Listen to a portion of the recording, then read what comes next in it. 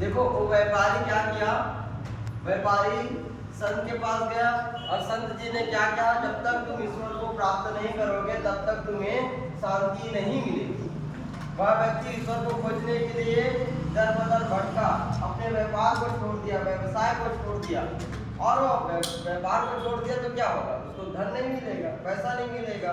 अब पैसा नहीं है, धन नहीं है, तो उसके घर में उसका घर कैसे चलेगा। तो उसने क्या किया, सब व्यापार वगैरह छोड़ के ईश्वर को ढूंढना शुरू कर दिया और उसका व्यवहार भी ठप हो गया, उसे कुछ नहीं मिला, वो भूखा प्यासा इधर उधर भटकते रहा। लेकिन ईश्वर को पाने की जो इच्छा थी वो शांत नहीं हुई। तो वह क्या करता है, वो ईश्वर को पाने के लिए वो भूखा प्यासा भटकता ही रहता है। जब उसे लगता है कि अब मेरी मृत्यु भी हो जाएगी, तब वह क्या करता है, फिर उस संत के पास जाता है, कहता है कि आपने कहा था ईश्वर को पाओ तो तुम्हें शांति मिलेगी, लेकिन मैं ईश्वर को इधर उधर ढूंढा लेकिन मुझे ईश्वर कहीं भी नहीं मिला। तो संत जी क्या कहते हैं, मैंने कहा कि ईश्वर मिलेगा तो शांति मिलेगा, लेकिन मैंने ये तो नहीं कहा तुम व्यापार छोड़ दो, तुम अपना घर छोड़ दो, परिवार छोड़ दो। मैंने कहा क्या, मैंने कुछ नहीं कहा।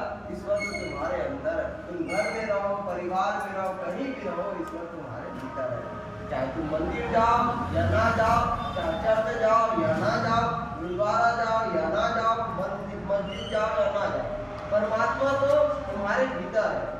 लेकिन हम मंदिर, मस्जिद, चर्च, गुरुद्वारा इसलिए जाते हैं क्योंकि वहाँ शांति होती है, एकांत होता है, इसलिए हम लोग वहाँ जाते हैं। और वहाँ कौन लोग रहते हैं, संत लोग रहते हैं, वो हमें अच्छे ज्ञान दे देते हैं। तो इसलिए ऐसे धार्मिक स्थलों पे जाते हैं। धार्मिक स्थलों में भगवान मिलेंगे ऐसा नहीं, धार्मिक स्थलों में भगवान कैसे मिलेंगे एक ज्ञान होता है, क्योंकि भगवान कहाँ है, हमारे भीतर है। लेकिन हमारे भीतर उसको कैसे पाना है, कहाँ मिलता है, जब हम किसी संत के पास, गुरु के पास जाते हैं तो हमें ज्ञान मिलता है। तो परमात्मा को पाने के लिए भटकना नहीं है, आपको क्या करना है, अपने भीतर ढूंढना है, खोजना है। आप लोग कभी टूटी क्यों आते हो, इसलिए आते हो कि परमात्मा मिल सके, साहेब मिल सके। और आपको वो साहब कैसे मिलेंगे, कैसे हम उनकी भक्ति कर सकते हैं, कैसे अपने जीवन को अच्छा कर सकते हैं, इसलिए आप लोगों को यहाँ पे रास्ता बताया जाता है, बताया जाता है, अच्छा लगता है। तो परमात्मा को कहाँ ढूंढना है, कहाँ ढूंढना है, अपने अंदर। और बुराई को भी कहाँ ढूंढना है, अपने अंदर। परमात्मा को भी कहाँ ढूंढना है, अपने अंदर। बुराई को ढूंढना है, अपने अंदर।